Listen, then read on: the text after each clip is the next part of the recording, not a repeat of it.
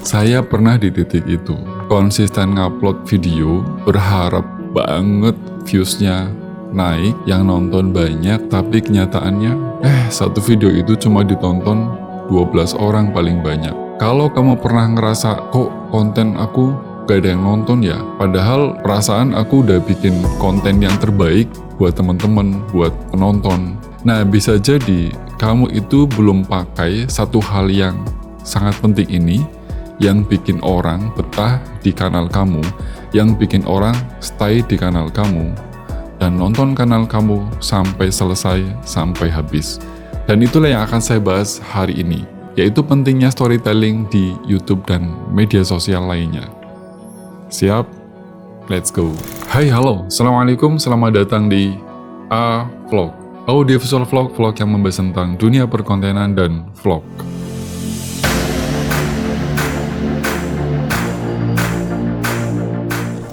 Apa itu storytelling? Jadi, di video sebelumnya saya sudah pernah bahas tentang storytelling. Dan saya sudah kasih sedikit pengibaratan storytelling itu kalau versi saya adalah dongeng. Teman-teman pasti pernah berpikir bahwa storytelling itu sesuatu yang tidak penting, ya kan? Padahal storytelling itu melekat ada di semua konten. Bahkan ada di film, ada di dokumenter, ada di dongeng itu sendiri, bahkan di drama. Itu semuanya menggunakan storytelling. Sebetulnya apa sih yang disebut dengan storytelling? Storytelling itu sebetulnya kalau didefinisikan secara singkat, itu adalah cara kita menyampaikan pesan ke penonton. Itu storytelling. Ini fungsinya untuk apa? Supaya orang bukan cuma dengerin kata-kata kamu, bukan cuma dengerin konten kamu, tapi dia ikut merasakan.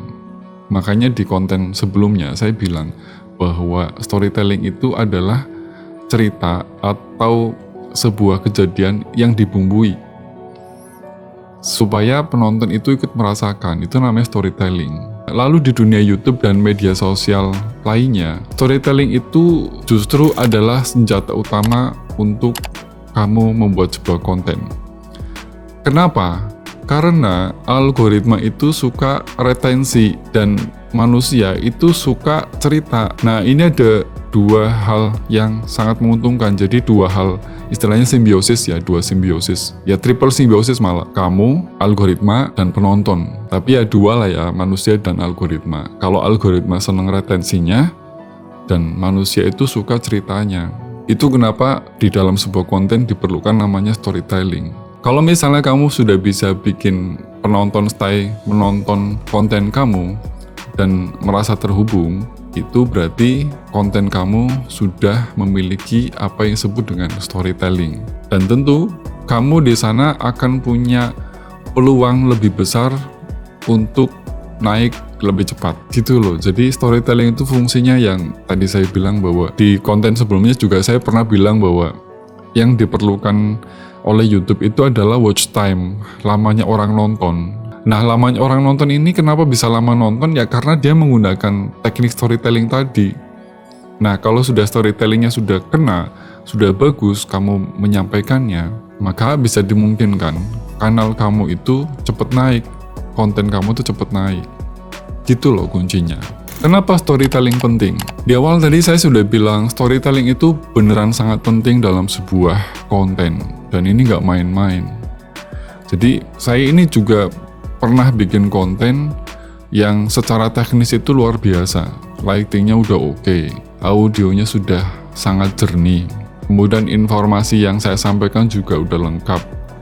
Tapi ketika di-upload, views-nya segitu-gitu aja. Ini kenapa?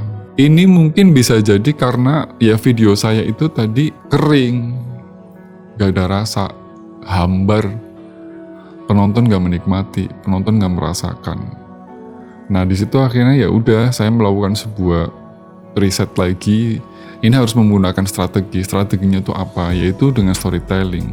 Jadi saya sadar di sana, informasi doang itu nggak cukup teman-teman. Kamu harus membungkusnya dengan pakai cerita. Tapi bukan berarti di sini teman-teman itu menggunakan hoax ya, enggak. Tapi maksud saya adalah ya dibumbui lah.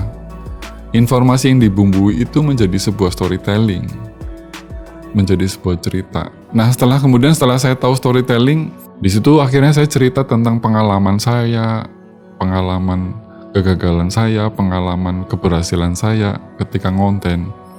Nah, pada saat saya bikin konten seperti itu, barulah di situ banyak komentar. Kok aku juga ngerasa kayak gitu ya? Semenjak itu kontennya bisa dinikmati oleh teman-teman, dinikmati oleh banyak orang. Nah, storytelling itu bukan hanya sekedar tambahan aja, tapi storytelling itu adalah fondasi utama yang membuat konten kamu itu jauh lebih kuat. Jadi kenapa storytelling itu penting? Jawabannya adalah karena algoritma dan manusia itu suka drama, cinta drama. Jadi dua-duanya memang senang gitu loh. Ini mungkin agak berbeda ketika saya menjelaskan storytelling, karena storytelling yang sebelumnya saya selalu mengaitkan bahwa storytelling itu adalah sebuah dongeng yang kalau di film ya sering disebut dengan struktur 3 babak. Nah, di konten pun hampir sama sebetulnya. 3 elemen penting dalam storytelling. Saya di konten sebelumnya saya sudah pernah bilang bahwa yang disebut dengan storytelling itu sekali lagi dongeng. Dan saya selalu bilang bahwa storytelling itu sebetulnya struktur 3 babak kalau dalam sebuah film. Kalau dalam sebuah FTV, kalau dalam sebuah sinetron, itu struktur 3 babak. Ada perkenalan, ada konflik, ada penyelesaian. Nah, sama di konten pun isinya begitu, semuanya sama. Jadi, kalau di konten itu ada sebut dengan opening atau hook, kemudian ada konflik atau masalah, sama toh. Kemudian yang ketiga itu pasti isinya adalah resolusi atau penyelesaian, ya transformasi lah. Nah, itu sama semuanya. Itu gimana kalau misalnya diterapkan dalam sebuah konten? Ya misalnya gini, kalau misalnya opening atau hook itu biasanya fungsinya untuk menarik perhatian di awal. Itu selalu begitu, kalau di film sering sebut dengan act 0 atau teaser. Nah, kalau di konten itu ya isinya hook.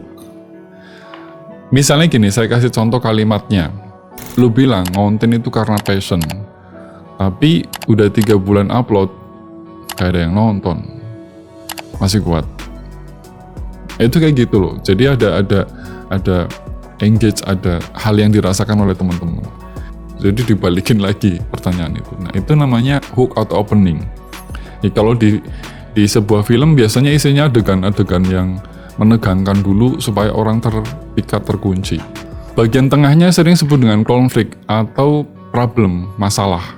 Biasanya dia ini fungsinya adalah membangun ketegangan atau tantangan. Nah, di film juga sama. Ya kan, di konten juga demikian. Jadi kamu membuat sebuah masalah, di tengahnya dikasih konflik. Setelah tadi kamu opening, kamu tengahnya kasih konflik tadi. Kasih masalah, kasih problem. Saya kasih contoh gini. Kalimatnya kurang lebih seperti ini. Saya pernah bikin 50 video. Views-nya cuma 13 orang. Rasanya tuh mau nyerah. Tapi justru dari situ saya belajar satu hal penting. Nah, kamu perhatikan. Dari masalah ke masalah. Ya kan, masalahnya adalah kamu sudah bikin 50 video yang nonton cuma 13 orang. Terus di situ kamu akhirnya merasa bahwa saya di sini akhirnya belajar tentang satu hal penting. Nah, di situ satu hal pentingnya tentu tentang apa? Nah, itu di situ nanti dijelasin oleh kamu. Kemudian struktur yang ketiga dalam storytelling itu adalah resolusi atau penyelesaian atau transformasi. Di sini teman-teman atau di storytelling ini, teman-teman itu memberikan pencerahan atau jawaban atau solusi. Nah, biasanya kan kalau di film juga sama kan, setelah konflik-konflik, ya kan, kemudian akhirnya ada penyelesaian, jawaban dari semua masalah. Nah, kalau di film kan ada 3 penyelesaian tuh, ada sad ending, ada happy ending, ada open ending. Kalau happy ending seneng, kalau sad ending sedih, ya kan, haru. Kalau open ending justru itu masalah baru dimulai. Jadi ada kemungkinan film itu akan dilanjutkan, to be continue. Nah, sama di konten juga sama penerapannya.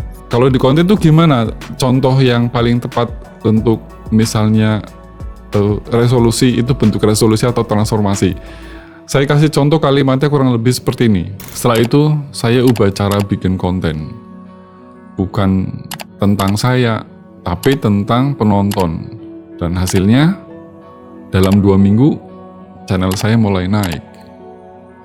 Coba. Jadi jawabannya, setelah itu saya ubah cara bikin konten. Bukan tentang diri saya, tapi tentang penonton. Dan hasilnya, dalam 2 minggu, channel saya mulai naik. Channel saya mulai boom. Yuk, kita coba susun kalimat yang tadi. Kamu bilang konten karena passion. Tapi udah 3 bulan upload, gak ada yang nonton tuh. Kamu masih kuat. Lanjutan kalimatnya adalah gini. Di konfliknya udah mulai konflik. Saya juga pernah bikin 50 video, tapi yang nonton itu cuma 13 orang. Rasanya mau nyerah. Tapi justru dari situ saya mulai belajar satu hal penting. Nah, itu konfliknya. Penyelesaiannya, jawabannya adalah setelah itu saya ubah cara bikin konten.